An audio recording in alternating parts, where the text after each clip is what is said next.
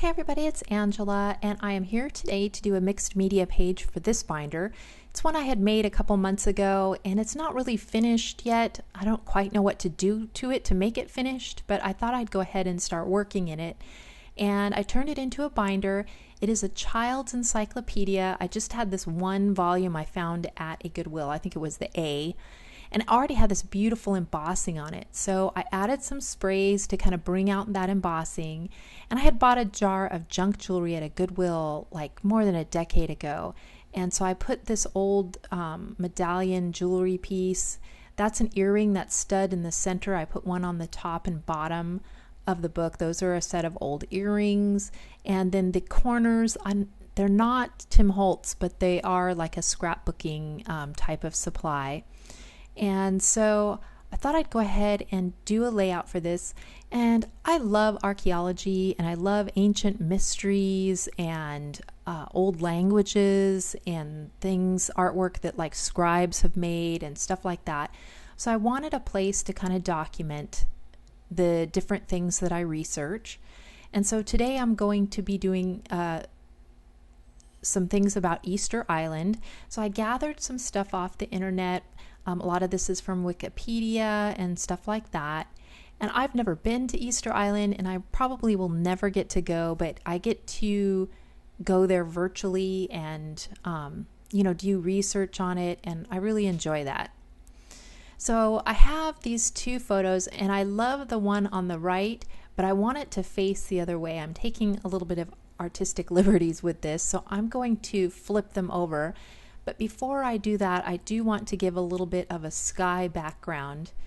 And I'm going to use my Distress Oxides, and I'm just going to put a little bit of ink on this plastic, spritz some water, and then kind of smush it down. Now in hindsight, I wish I wouldn't have put it down quite so low on the page, because I thought my colored pencils were going to be opaque enough to cover that up, but they weren't. So I get kind of a blue cast to my drawing, which is fine, but if I had it to do over again, I wouldn't put as much blue behind them. And I'm just using a piece of Stonehenge paper to do this on. And while that dries, I set it aside. While that dries, I thought I'd go ahead and cut out some other things that I got to go in here. And I have two pieces of the currency. That's the front and back of a piece of Easter Island currency. So I'm going to glue those up, and I thought the artwork on them was gorgeous, and it shows not only the statues but the indigenous peoples and some of the sailing ships and things like that. So I thought those were beautiful. This is an actual map of the island. I looked through my old atlases that I have deconstructed in the past, and they're older atlases, and neither of them had an actual inset showing Easter Island. I had one, I think there was one little world map where they had a dot that said Easter Island, and I do wind up putting that in here as well. So I just printed off a more close-up map off of the internet. And then this is a picture of Rongo Rongo, which is their language. And they cannot read this. It got lost how to read it. And so no one knows how to read it. And it says that let's see, I have it written down here. It says, numerous attempts at decipherment have been made with none being successful. Although some calendrical and what might prove to be genealogical information has been identified, none of these glyphs can actually be read, which I think is so cool. It is totally an ancient mystery. Even the moai, the stone heads that dot the island, are kind of a mystery as to exactly what they were for. And they have theories and stuff like that to protect the village, or to bring fertility to the island, or to be part of their embodiment of their ancestors. And so there's a lot of different theories out there, but they don't really know. So that's the mystery that's going along with this. They said that if the Rongo Rongo writing does proved to be an independent invention, and it is a language, it would be one of the very few independent inventions of writing in human history. So that's really cool. So I die cut out this little thing with the slots that I could tuck some of this information in. Now I know Tim Holtz has something similar. I believe that Elizabeth Crafts has something similar. This one I think I got from AliExpress a long time ago, and it just gives you a place to kind of tuck a lot of pieces of information. So I cut 2 of them out. I'm going to use one of them in this, and see, you can kind of do that with it.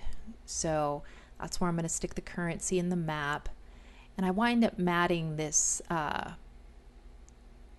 picture of the writing on another piece of paper here later. But I've got all that cut out while my base paper is drying. So I've got that, and now it is dry enough to do some more work on. And on the back, I have this picture of the statues that are kind of by the shore looking out toward the ocean, and they have the hats and stuff on them. And I want to fussy cut those out, and I want to put some of the Rongo Rongo writing above them. So I want to also have a little bit of color on the page before I do that. So I couldn't quite come up with another color that would work really well. I kind of wanted it to be a little bit more on the green side, so I just grabbed my Prima watercolors, and this is, I think, the Decadent Pie palette. I haven't swatched it out yet. I need to do that. I've just kind of been looking at those little dots there in the center, which was off of the packaging. So I mix that. I decide to mix a little bit more yellow in it, and then I decide to also spray some water because I don't want it to be too dark. And I smush some of it off on my extra sheet there before I go ahead and put it on here. And then I blot it up real quick because I just want a hint of color and background so that it's not just a plain white piece of paper. And then while that dries, I'm going to start by fussy cutting out some of these images of the statues. I think there's like over 1,000 of them on the island, so that's a lot. And I do print out a picture of one that's still in the quarry where they built it, and I also talk about when they found that a lot of the heads on the island have bodies on them that are underground. And I remember when they kind of discovered that, or at least it became popular. I think they had discovered a long time ago, but it didn't become popular in general media until later when I was a kid, and that there were bodies underneath when they would dig those out. So I talk about that a little bit, and I also talk about the fact that when they were excavating around some of these, they found portions of the coral pieces that were the inserts for the eyes, and they didn't know that they had special eyes that would go in there. So that was, a more recent discovery as well. So now I'm just going to go ahead, and I'm kind of mirror imaging this so it looks off to the right, away from the center binding rings, because it's going to be on this side of the page in my binder. Because I like the way this head, you have one big head and then there's two kind of farther away, and the one is leaning back like that. So I'm just going to quickly put those. They're pretty, simple line structures, since they are just large stone carvings. So it's not too hard to draw. I do struggle with the proportions a little bit and have to do some erasing and redrawing, but I think it will be good enough. You can tell what it is when you look at it, and that's the main thing. And I really learned a lot during this, not only about the heads. You look at things, but when you have to draw them, you really look at things. And so it's very helpful for me to kind of do this research, to gather the things to put in this binder, then to actually draw some of these pieces of art that these people made all that time ago, and their language, having to actually draw each of those, or quite a few of those little glyphs. I don't actually draw them all in here, but the shapes, and you're thinking about the people and who last carved these, and trying to figure out what the glyphs represent, when I was doing it. And so it's a very fun way to research these types of things. So that's kind of what I'm doing in this binder. I don't really have an idea of how I want this binder to go. I have an emotional sense, but I don't quite know how I want it to look. So I'm kind of playing with this as I go, and then I'll probably refine the style or how I want it to be as it progresses. So I'm just kind of playing it by ear, having fun learning stuff. And so I decided to go ahead and use my Caran d'Ache Supra 2, I believe these are, water-soluble colored pencils, so that it would give a little bit of a watercolor look. And so I'm just going in here with a bunch of grays, and then I'll add some browns. And this was when I realized that the pencils weren't going to be opaque enough to cover up that blue. Maybe if I would have used my regular Prismacolors, it would have covered that. But these watercolor pencils, and I should have known because you're going to make them water soluble and blend them out. So yeah, what's behind it's going to show through. It's not a problem having stuff showing up through, but if I was going to have that, I probably would have done a warmer wash or color behind it if I knew it was gonna show up through. And I don't make you watch me have to fill in all of it, but essentially after I get in some colors, I'm going to take my water brush and just go and kind of work these pencils around a little bit, just to kind of blend everything and to give a little bit of a watercolor look to it. And then I'll go back after it's dry, I'll add some more colors, and I'll kind of build it up and let it dry, and then go in with some more colors. And I'm going to add grass and all that kind of good stuff. And just kind of move the pigment around on the paper. So while that was drying, I had flipped my paper over, and I used a brown micron pen to kind of do some of the Rongo images. That's not all of the glyphs in their language, but I just made a block of quite a few of them.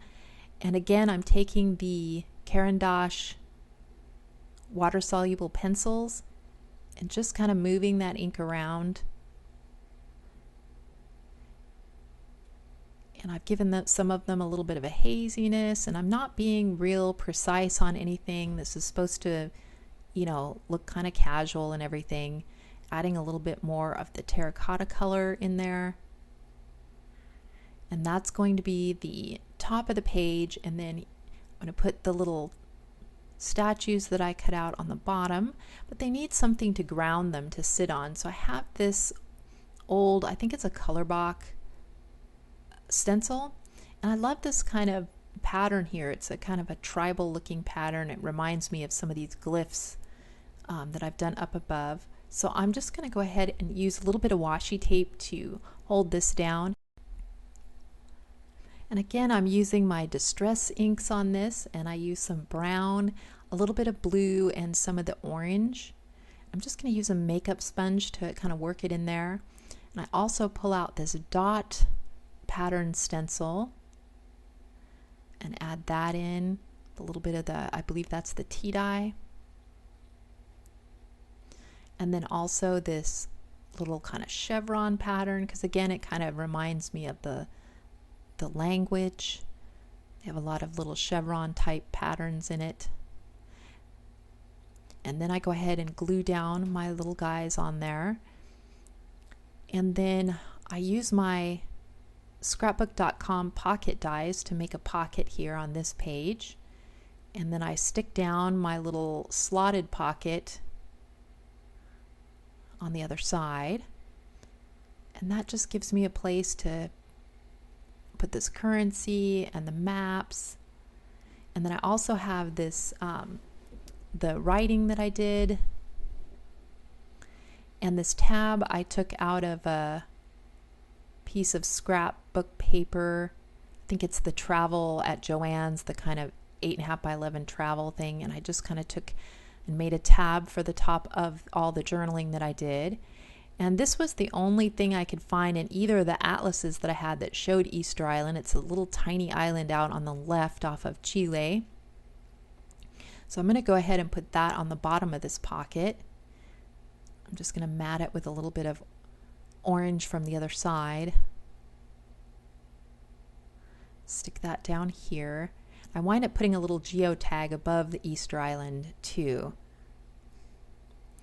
And then I have this flip tag that I'm going to put between the two pages. And this is an Elizabeth Crafts die. On the front of it, I'm going to put this diagram. This is when they found that there are bodies below ground on a lot of these heads that dot the island. So I'm going to put that on one side, and then I have some photos of some that they've excavated and dug out of the soil. So I'm going to put those pictures on the back.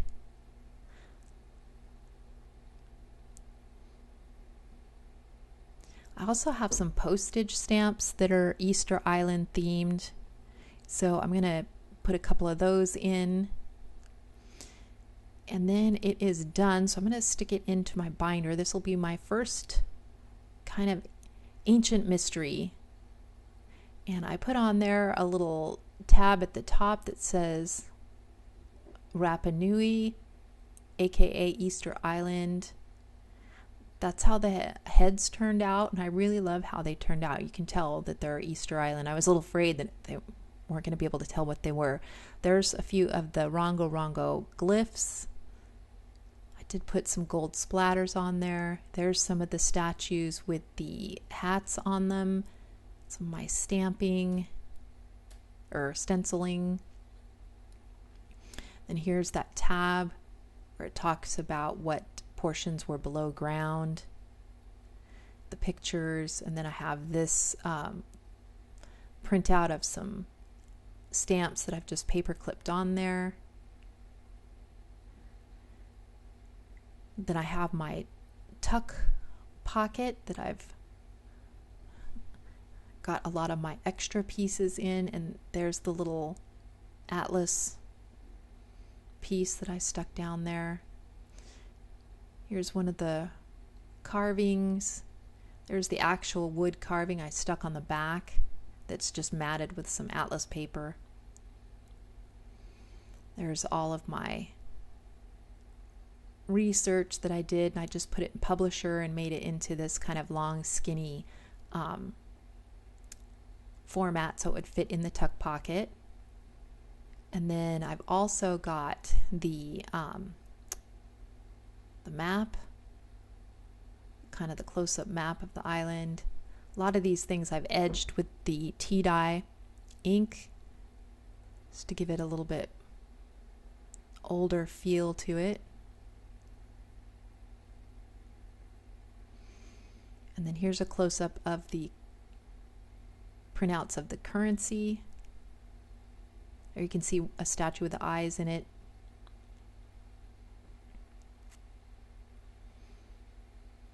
And then the other one has this one where it's in the quarry. And then one of the indigenous people, the sailing ship. Just really beautiful imagery. And then on the back is some more stamps. And I've left some space for me to add things as new articles and things come out. I can add. There's a picture of one in the quarry that never got finished. And there's one of the portions of the eye that they found when they did some excavation. So I've got room to tuck other articles or pictures or things I find about this in there.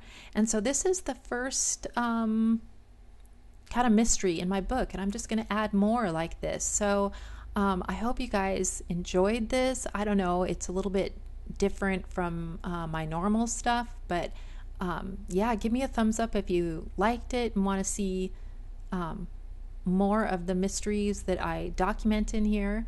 And thank you guys so much for watching. If you have any questions on any of this, just leave me a comment down below, and I will talk to you guys later.